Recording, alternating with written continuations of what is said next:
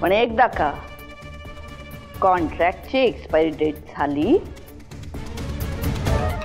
की आम्ही स्वतः तुमचा हात धरून तुम्हाला उमऱ्याबाहेर सोडून येऊ. एवढं काय केलंय मी नक्की हे कळेल का मला?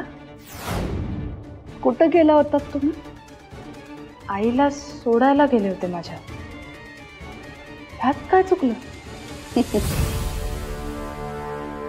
आईला सोडायला गेलात यात नाही चुकलं तुमचं, पण आईला रिक्षानं सोडायला गेलात इथं चुकलंय तुमचं.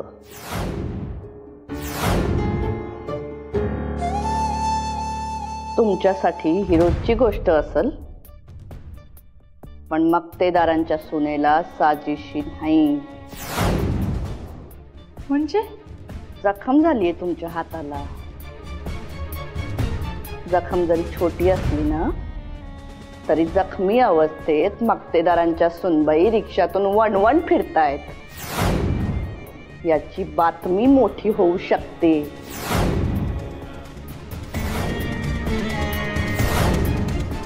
जरा या गोष्टीचं भान ठेवा. इथं तुमच्या दिमतीला एवढ्या गाड्या आहेत, त्यातली कोणती गाडी घेऊन जायचं की? मीडियावाले कुंपणावर कावळ्यासारखे टप्पून बसलेत. एवढं लक्षात आलं नाही वय अजून तुमच्या? टेम्परवरी असलात ना तरी मक्तेदारांची सून आहात, आणि मक्तेदार साधारण जगू शकत नाहीत. त्यांना लोकांच्या दृष्टीनं जगावं लागतंय.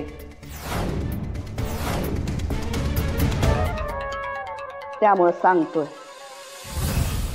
तुमच्या वागण्यानं अजून हेडलाईन करत बसू नका. आणि हो,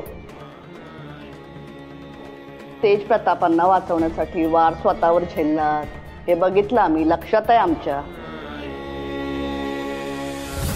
आम्ही कोणाचं कर्ज ठेवत नाही, त्याची परतफेड नक्की केली जाईल. ध्यानात असू द्या.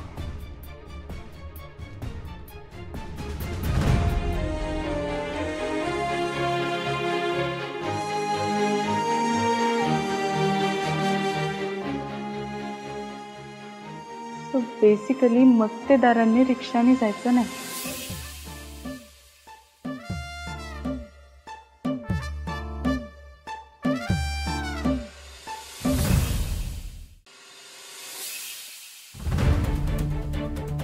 बाबू, अरे मगाशी तू बोलला ना मला की तुला खंडूनाना भेटायला यायचंय म्हणून.